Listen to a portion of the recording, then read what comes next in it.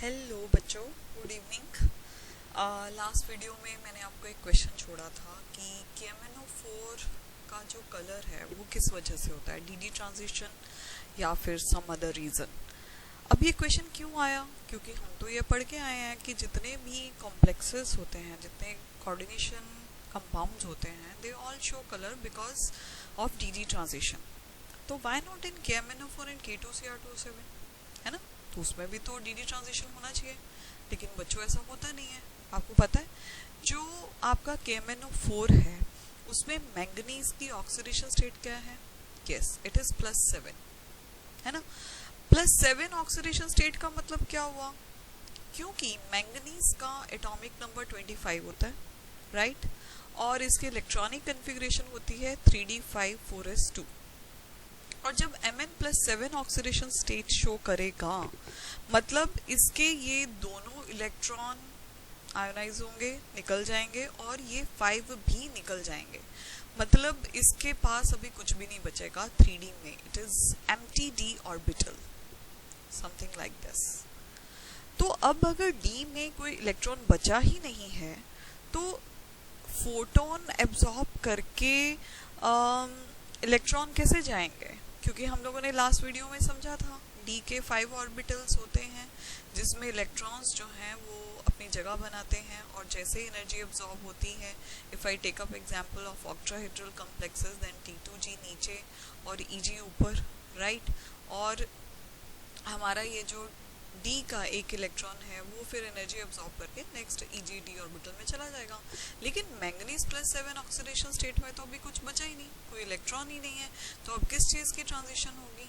तो बच्चों मैंगनीज में KMnO4 कंपाउंड में actually in reality what is happening, जो इलेक्ट्रॉन है ना बच्चों O- में, ये इलेक्ट्रॉन फोटोन एब्जॉर्ब करके, सनलाइट गिरेगी इसके ऊपर तो सनलाइट से फोटोन एब्जॉर्ब करके, तो इलेक्ट्रॉन जो है वो ट्रांसफर होगा Mn के खाली d ऑर्बिटल में। और इस फिनोमेना को बोला जाता है ligand to metal charge transfer transition. Charge transfer transition.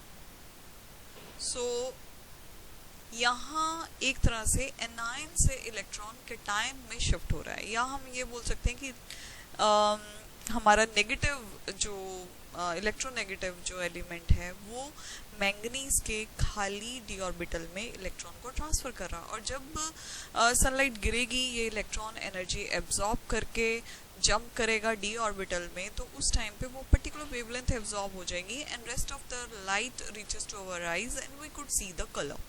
Okay, so here this is the case, and same is the situation with potassium dichromate also. Chromium की oxidation state in potassium dichromate is +6, right? अब ये +6 होने की वजह से see its atomic number is 24, right? Electronic configuration is 3d5 and 4s1. If you see it is having oxidation state +6, मतलब ये 6 के 6 इलेक्ट्रॉन उड़ जाएंगे और क्रोमियम के पास भी कुछ नहीं रहेगा, खाली हाथ रह जाएगा। तो कहाँ से फिर ट्रांजिशन होगा? कौन सा इलेक्ट्रॉन कहाँ T2G से Eg में शिफ्ट करेगा?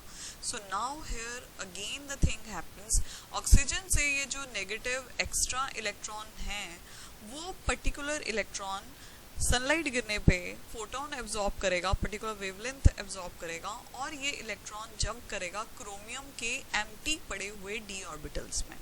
So वो particular energy absorb होगी and rest of the color will reflect back to your eyes and you can see the color.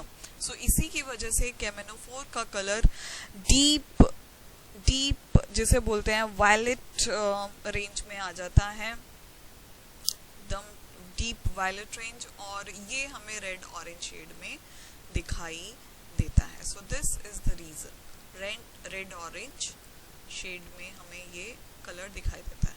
अच्छा बच्चों, आपको लापोर्टे पता है? लापोर्टे रूल, या फिर second thing John taller distortion पता है तो बहुत अच्छी बात है, अगर नहीं पता है तो नेक्स्ट वीडियो में बात करते हैं। Okay, goodbye, keep studying.